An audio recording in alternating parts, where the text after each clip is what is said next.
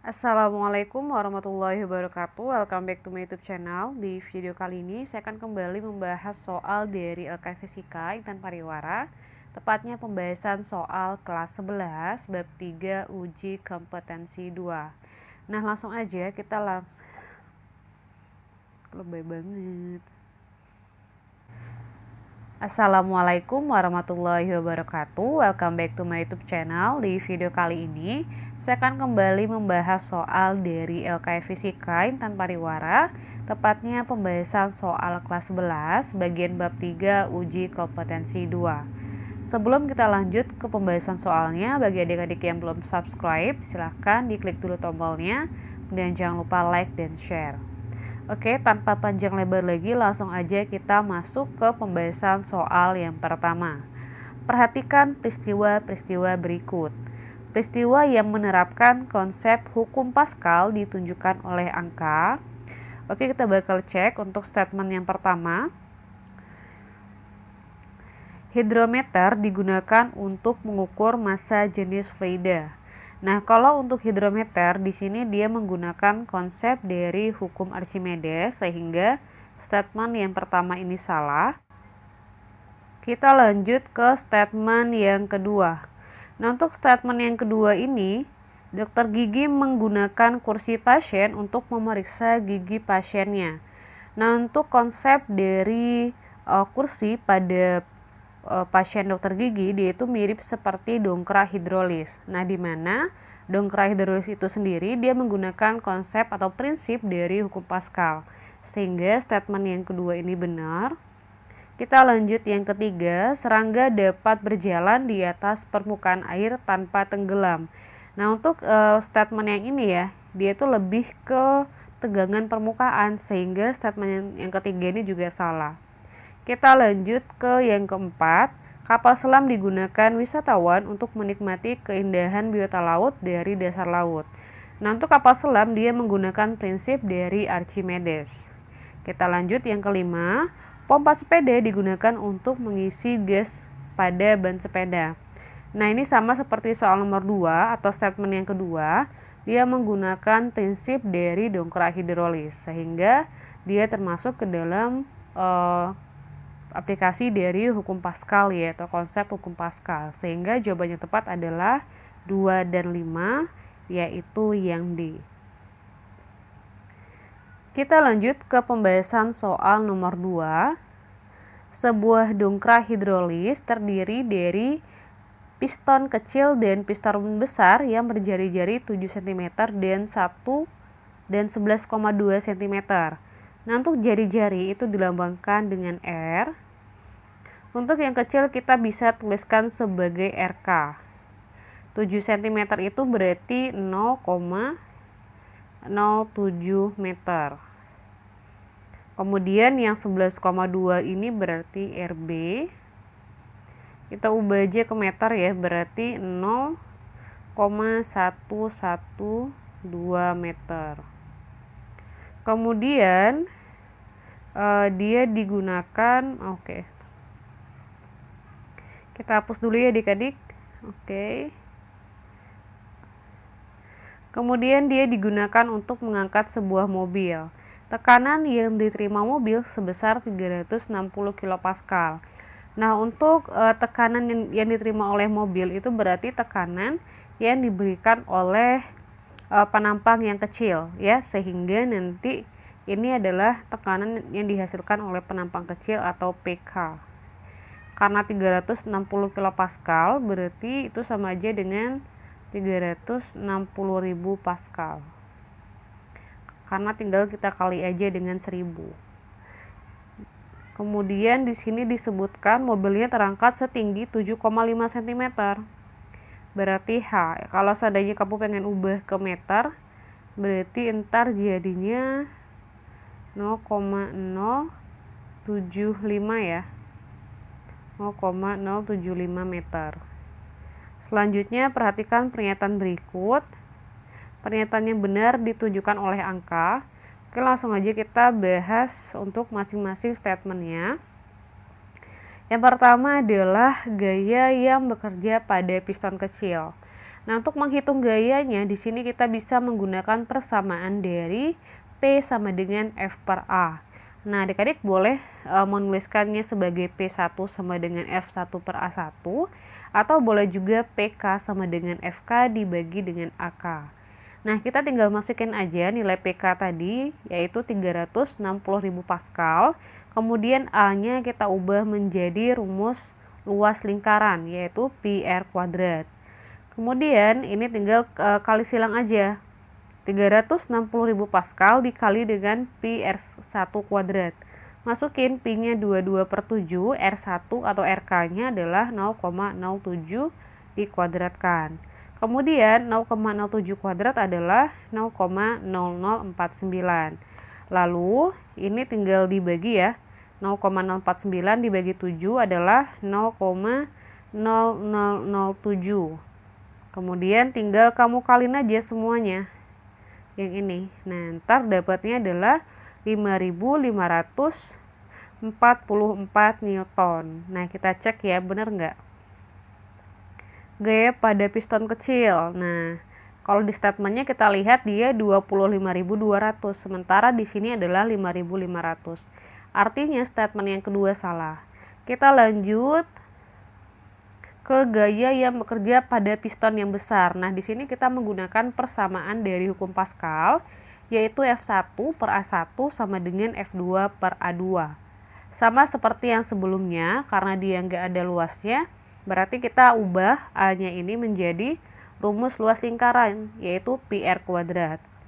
Kemudian karena di sini pi-nya sama, sehingga bisa kita coret, lalu tinggal kita masukin aja masing-masing nilainya. Yang pertama kita masukin nilai dari FK atau nilai F1 yaitu 5.544. Masukin R1-nya atau RK-nya 7 cm.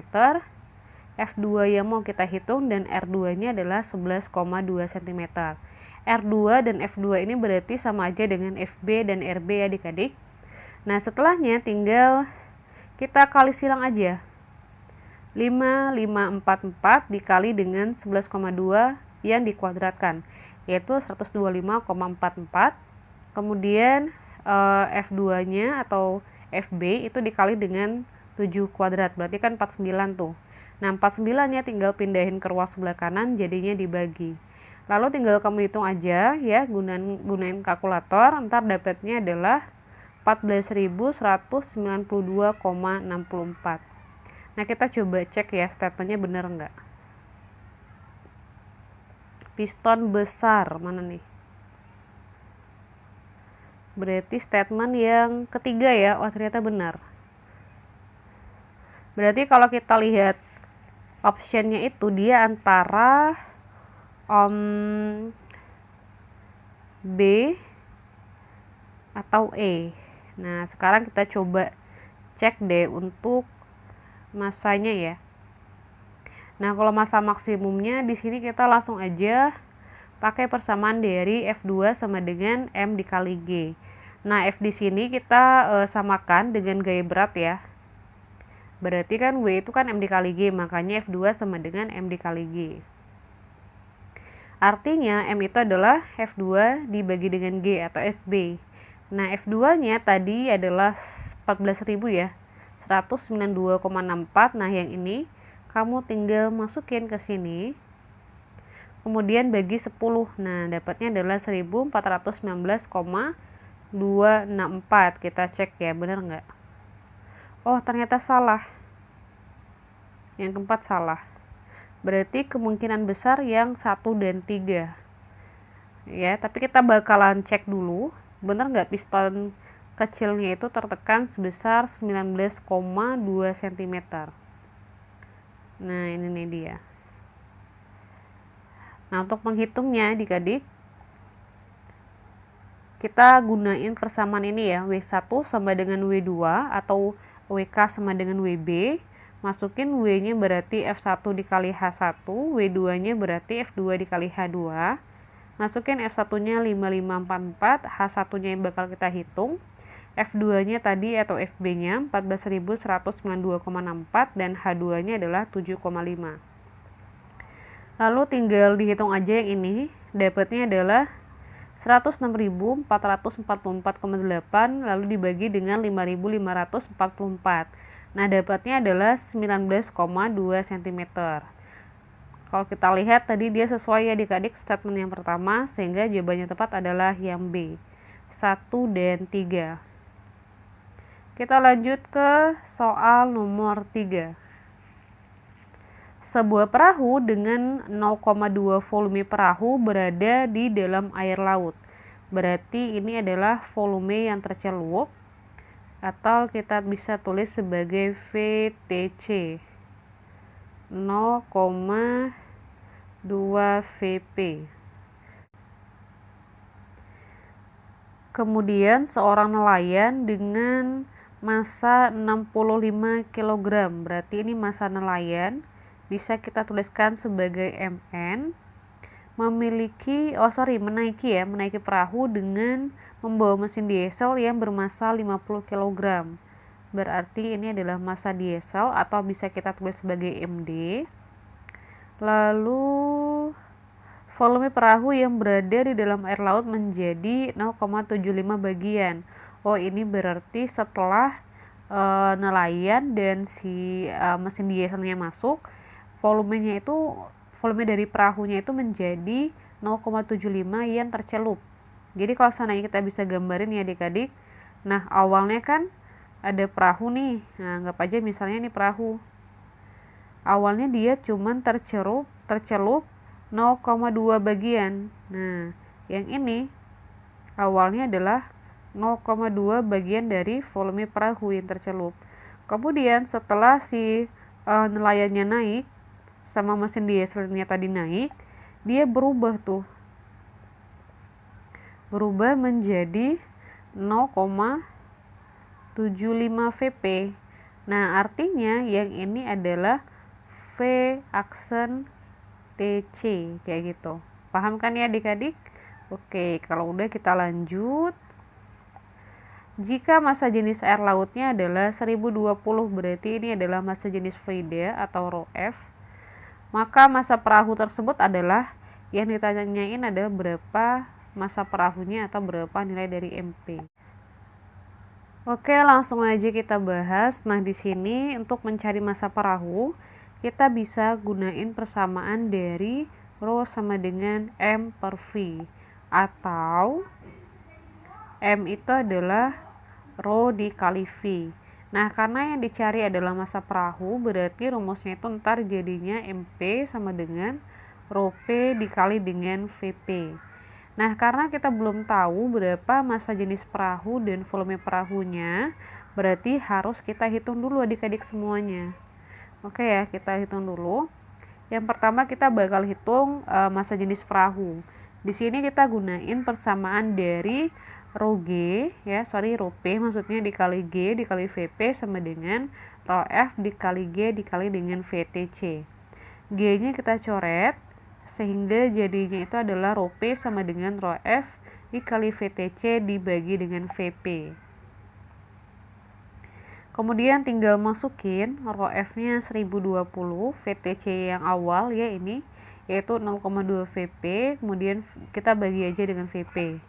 Kemudian VP dengan VP-nya kita coret, lalu tinggal dikali aja 1020 dengan 0,2, dapatnya adalah 204. Nah, setelah kita dapetin berapa nilai dari rho P, kita bakalan hitung berapa nilai dari VP-nya. Di sini kita gunain persamaan dari FA sama dengan W, di mana FA-nya ini adalah rho F dikali G dikali V aksen TC, atau volume perahu yang tercelup setelah nelayan dan mesin dieselnya naik. Kemudian W-nya ini adalah W total, yaitu W dari nelayan ditambah dengan W dari mesin dieselnya. Nah, W itu kan rumusnya adalah M dikali G, sehingga kan dia ntar jadinya itu adalah MN dikali G ditambah MD dikali dengan G. Nah, karena ada sama-sama G, berarti G-nya kita taruh keluar, sehingga dia menjadi seperti ini. Lalu step yang selanjutnya tinggal kamu masukin aja masing-masing nilainya. Oh, tapi sebelumnya kita coret dulu ya adik-adik, yang nilai G-nya kita coret, Udah itu baru kamu masukin rho F-nya 1020, V aksen TC-nya 0,75 Vp, Mn-nya 65, dan Md-nya 50. Lalu ini tinggal dihitung, ntar dapatnya adalah 765 dikali Vp, ini dijumlah, dapatnya adalah 115, berarti Vp-nya adalah 115 dibagi dengan 765, yaitu 0,15. Setelahnya baru kita cari massa perahu pakai persamaan yang tadi, yaitu rho P dikali dengan Vp. Rho P-nya adalah 204 dan Vp-nya adalah 0,15. Sehingga diperoleh massa perahunya adalah 30,6 kg.